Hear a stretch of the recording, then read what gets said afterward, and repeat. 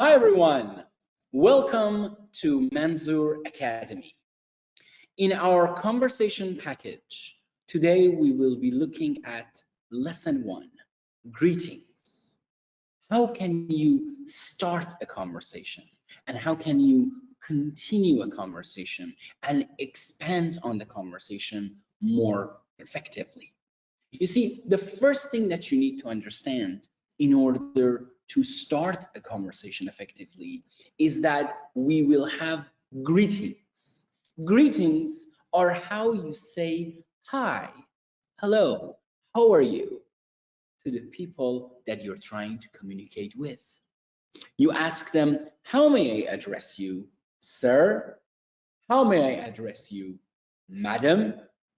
By doing that, you are able to communicate effectively with the people that you're trying to speak with.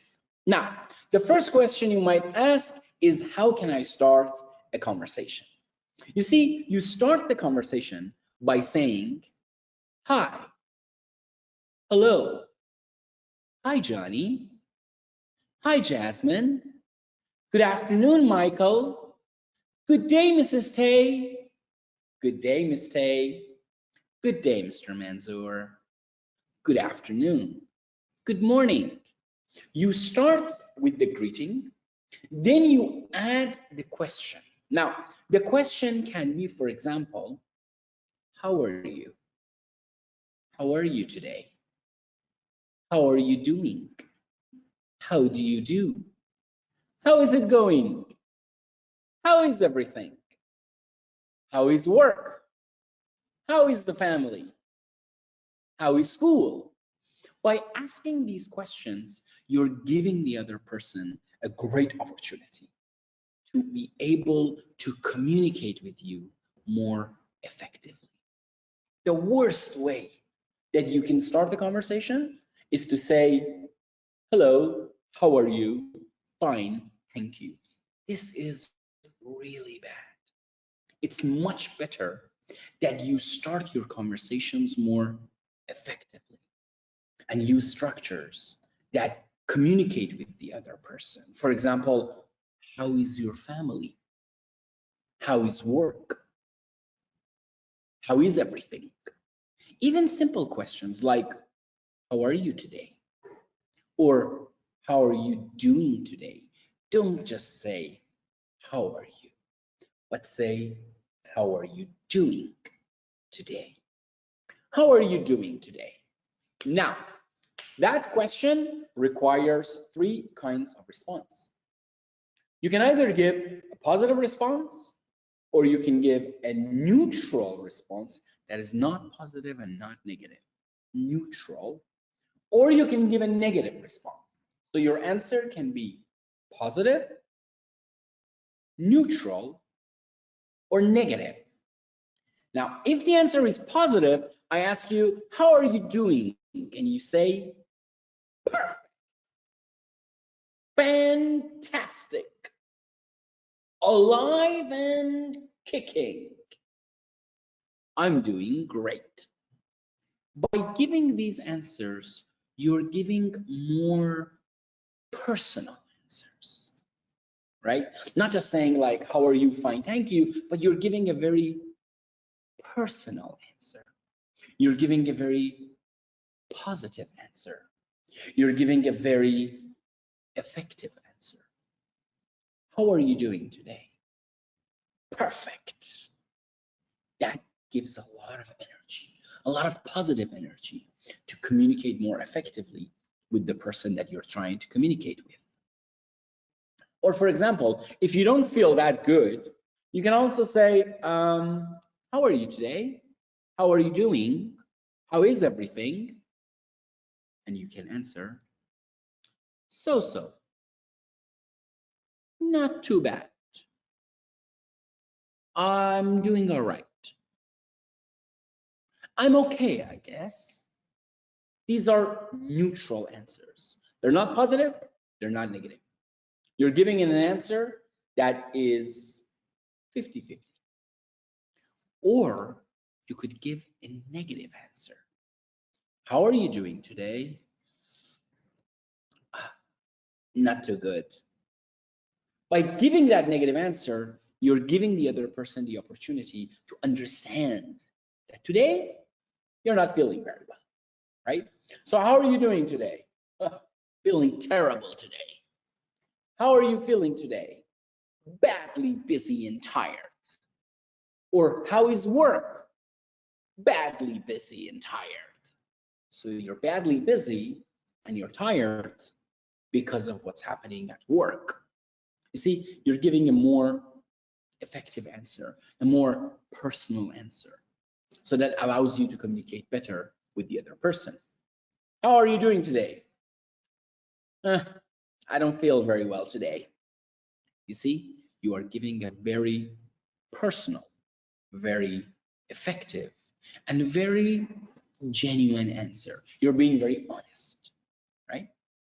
So let's review. We have 1, 2, 3, and then 4, which is the follow-up.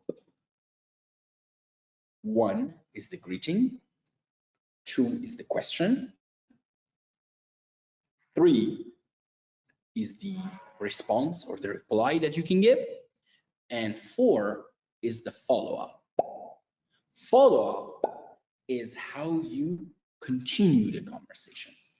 So for example, someone asks you, "Hi, how are you doing?" "Good afternoon, Mr. Manzoor. How are you doing today?" "Fantastic. And you?" "Thanks a lot for asking. And what about you?" "Thank you very much. And how about you?" "Thanks, dear. And you?" By giving that answer, you are continuing the conversation in a very effective manner. So if someone asks you, "How are you?" you don't just say, "Good," and then stop. That is so naive, right? That is not very communicative, right? It's much better that if someone asks you, "Hi, how are you doing today?" So, not too bad. Thanks a lot for asking, by the way. And how about you?" I'm doing great. Thanks. You see, now I have a conversation that has a back and forth. And this reciprocal conversation allows you to continue the conversation in a very effective manner. So let's review one more time. For starting the conversation with greetings, you say, "Hi. Good morning, Mr. Mansoor."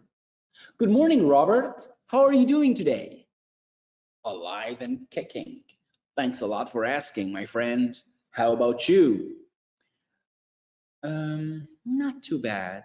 Thanks a lot."